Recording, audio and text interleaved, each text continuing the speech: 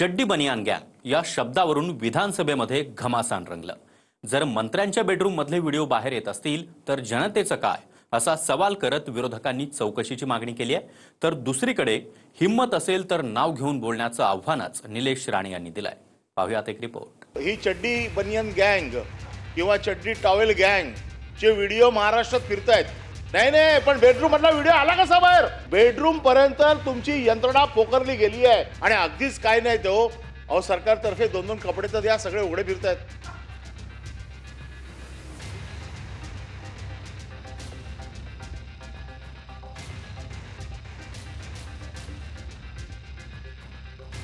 वादात आलेल्या काही मंत्र्यांची तुलना विरोधकांनी चक्क चड्डी बनियान गँगशी केली आहे।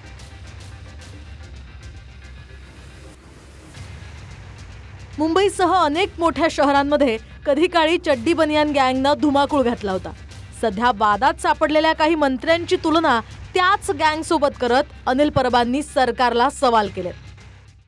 डिजिटलायझेशन फ्रॉड हा जो आहे हा मंत्र्याच्या घरापर्यंत गेलेला आहे। मंत्री जर सुरक्षित नसतील तर सर्वसामान्य माणूस काय सुरक्षित राहील? म्हणून याची उच्चस्तरीय चौकशी लावून तो आलेला व्हिडिओ खरा आहे का खोटा आहे त्याच्यावरती SIT द्यावा। काही दिवसांपूर्वी टॉवेल गुंडाळलेल्या अवस्थेत मंत्री भरत गोगावलेंचा मंत्रतंत्र करत असतानाचा एक व्हिडिओ व्हायरल झाला।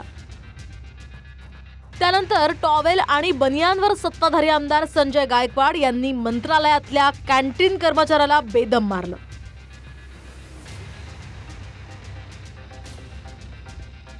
आणि आता सिगरेटचे झुरके घेत बनियान घातलेल्या मंत्री संजय शिरसाट यांच्या बेडरूम मधला व्हिडिओ बाहेर आला, ज्यात पैशांच्या बंडलांनी भरलेली एक बॅगही दिसल्यानं वाद रंगलाय।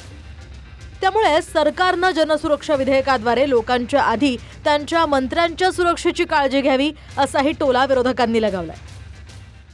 कारण एक व्हिडिओ ही चड्डी बनियान गँग किंवा चड्डी टॉवेल गँग चे व्हिडिओ महाराष्ट्रात फिरतायत आणि या गँगचे व्हिडिओ एखाद्या मंत्र्याच्या बेडरूम मध्ये असलेले व्हिडिओ बाहेर येत आहेत।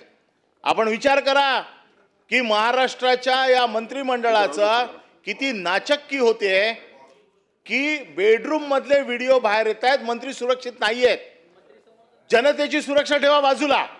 आज आणि जाहीर कार्यक्रमात पुन्हा सांगतायत की पैसे कमी पडले तर आम्ही देऊ। पैशाची बॅग दिसते आणि त्याच्या बाबतीमध्ये पैशाची बॅग दिसते ज्याच्यावरती इन्कम टॅक्सची नोटीस आहे, तरी देखील धीट मंत्री पैशाच्या बॅगा घरात ठेवताय आणि अगदीच काय नाही तो अहो सरकारतर्फे दोन दोन कपडे तर द्या, सगळे उघडे फिरतायत।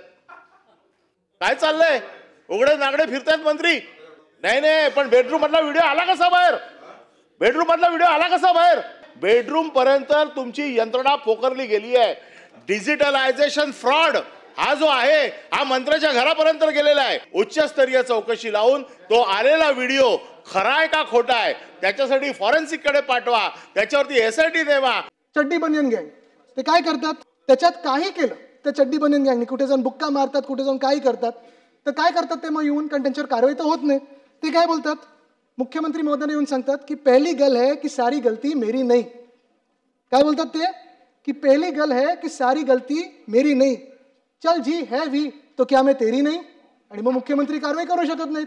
तर मी मुख्यमंत्र्यांचं कौतुक ह्याच्यासाठी करतो की त्यांनी खूप सहनशीलता दाखवलेली आहे। आता कुठे ना कुठेतरी मुंबईकरांच्या मागण्या असतील, शहरातल्या मागण्या असतील आणि जे काही हे चड्डी बनियान गँगचं चालू आहे त्याच्यावर कठोर कारवाई होणं गरजेचं आहे। हे जे काही शब्द वापरलेत नेमकं कोणावर कारवाई व्हावी, नेमकं त्यांची चड्डी कोण, त्यांची बनियान कोण, एकदा त्यांनी सांगावं ना। जर एवढी भीती वाटत असेल बोलायला तर सभागृहामध्ये असे शब्द वापरू नका, वापरायचे ना असे शब्द। कोणासाठी वापरताय हे शब्द? कोणासाठी शब्द होते हे? कोणासाठी शब्द होते? हिम्मत असेल तर त्यांनी बोलून दाखवावं हे शब्द कोणासाठी होते। उगाच काही चाललंय, उगाच टीका करायची म्हणून काही का? आम्ही साहेब अरे 1 तासापासून ऐकतोय, काय बोललो नाही। मला नाही साहेब मी बोलायला देणार नाही।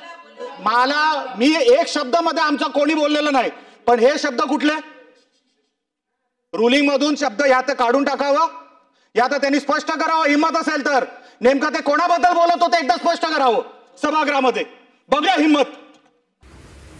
दरम्यान या निमित्तानं काही सवाल उपस्थित केले जात आहेत। मंत्री शिरसाट यांच्या बेडरूममधला व्हिडिओ बाहेर नेमका कसा आला? शिरसाटांच्या दाव्यानुसार जर नोटांच्या बॅगेचा व्हिडिओ खोटा आहे तर मग खरा व्हिडिओ कुणाकडे? एका मागोमाग एक केवळ शिंदेंच्याच नेत्यांचे व्हिडिओ बाहेर कसे येत आहेत? ज्या व्यक्तीला शिरसाटांच्या बेडरूम पर्यंत प्रवेश मिळतो त्याच व्यक्तीनं तो व्हिडिओ बाहेर कसा दिला? व्हिडिओ हेतुपुरस्सर व्हायरल झाला की मग मोबाईल मधून तो चोरला गेला? मंत्री शिरसाट स्वतःहून त्या दिवसाचं सीसीटीव्ही फुटेज समोर आणणार का? नोटांच्या बॅगचा आरोप खरा की खोटा याबद्दल व्हिडिओची पडताळणी सरकार किती दिवसात करणार? असे अनेक प्रश्न या व्हायरल व्हिडिओजवरून उपस्थित होतात. दुसरीकडे वादात आलेल्या मंत्री शिरसाट यांच्या भूमिकांमध्ये तफावतही पाहायला मिळते.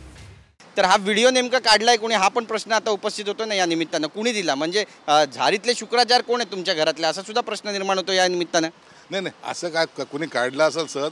मी माझ्या घरामध्ये तुम्हाला माहिती आहे की माझ्याकडे येणारा प्रत्येक कार्यकर्ता असेल का कोणी असेल त्याला कधीही वेलकम असतं. म्हणून एखाद्यानं काढलं असेल तर मी त्याच्यावर काय ऑब्जेक्शन नाही घेत नाही. तुमच्या घरातला बिभीषण नेमका कोण आहे याचा काय शोध लागलाय का? कोणी हा व्हिडिओ काढलाय? जाऊ दे असं होत असतं. मी त्याच्यावर चर्चा करत नाही. मला त्याच्यावर काही इतकं आक्षेप घ्यायचं काही कारण नाही. मतदारसंघामध्ये प्रत्येक माणसाला विचारा सगळ्याला वेलकम असतात. कार्यकर्ता आहे उत्साहाच्या भरामध्ये एखाद्याने व्हिडिओ काढला असेल त्याचा माझा काही दोष नाहीये. म्हणून कोणी जर काढला जर असेल गेला जरी असेल त्यात गैर काहीच नाहीये आणि गैरसमजाचं काही कारण पण नाही. नालायकानं हो तुम्ही जाऊन कुठलचा जरी व्हिडिओ काढून त्याचा दाखवायचा प्रयत्न करताय तुम्हाला त्याची लाज लज्जा काही वाटते का? या अशा प्रकारचं कधी राजकारण कधी महाराष्ट्राने पाहिलंय का? सुसंस्कृत असलेले तुम्ही या अशी नीच पातळी गाठता. आता बॅगा घेऊन मी बसलेलो आहे त्याच्यामध्ये नोटा आहेत कागद आहेत. काय यांनी कोणत्या कॅमेऱ्याने पाहिलं हेच मला कळत नाही. आता हे तुम्ही जे काही व्हिडिओ दाखवताय तो घरातला माझा व्हिडिओ आहे. माझा डॉग बसलेला आहे. माझं बेडरूम आहे ते बन्यान घालून बसलेला व्हिडिओ आणि इथं बॅग आहे. आता ही बॅग कसली असते? अरे पैसे काय असे लटकवत ठेवत असतात का? कधी त्या अलमारा नव्हत्या माझ्याकडे. ये बेवकूफी बरेच ऐसे वीडियो दिखा के अरे 5-25 लाख रुपए का वीडियो क्या दिखाता है? ये इसमें क्या मिलने वाला है? नहीं अगर वो उसमें का दिख भी रहे तुमको इसमें क्या है क्या कुछ है कुछ भी दिखाने का कुछ तो भी किसी को बदनाम करने का ये साजिश उसकी चलती आ रही है. मॉप केलेला तो व्हिडिओ माझ्या बेडरूमचा व्हिडिओ तो तुम्ही जर काळजीपूर्वक बघा तर तो मॉप केलेला व्हिडिओ आहे. चरित्र हनन करण्याचा प्रकार हे जे काही वारंवार करतात त्यासाठी त्यांना मी आबरू नुकसानीची एक नोटीस त्यांना पाठवणार आहे. मंत्री संजय शिरसाट हे आधीच वादात असताना त्यांच्या खात्यातल्या टेंडर्सच्या चौकशीची मागणी करत सरकारवर आरोप होऊ लागले. सगळं ठरवून वाटून घेतलं जाते. त्याच्यात क्रिस्टल, BVG आणि स्मार्ट सर्व्हिसेस या 3 कंपन्या काही कुठचंही महाराष्ट्रात निविदा असो कुठचीही याच 3 कंपन्या त्या क्वालिफाय होतात. मी पहिलं मुख्यमंत्र्यांना विनंती करेन ताबडतोब हे टेंडर कॅन्सल झालंय असं तुम्ही निर्देश द्या. या ब्रिस्कला विद्यमान मुख्यमंत्री आणि तत्काल उपमुख्यमंत्री यांनी ईडीची चौकशी सुरू असल्यामुळे ब्लॅकलिस्ट करावं असं म्हटलं होतं. ती एक कंपनी, दुसरी BVG आणि तिसरी क्रिस्टल. म्हणून आज मी मुख्यमंत्र्यांना पत्र पाठवून या निविदेची चौकशी करून सर्व दोषींवर कारवाई करावी.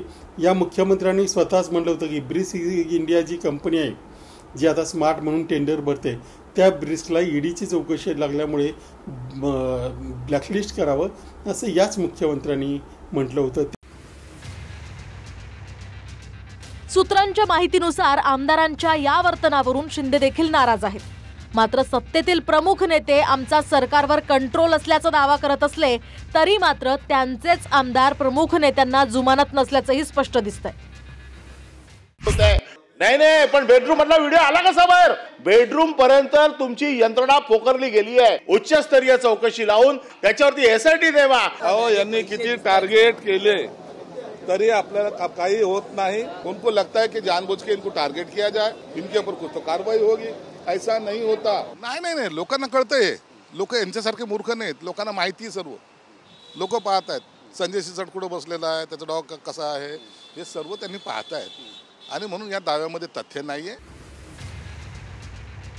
Bureau report, TV9 Marathi.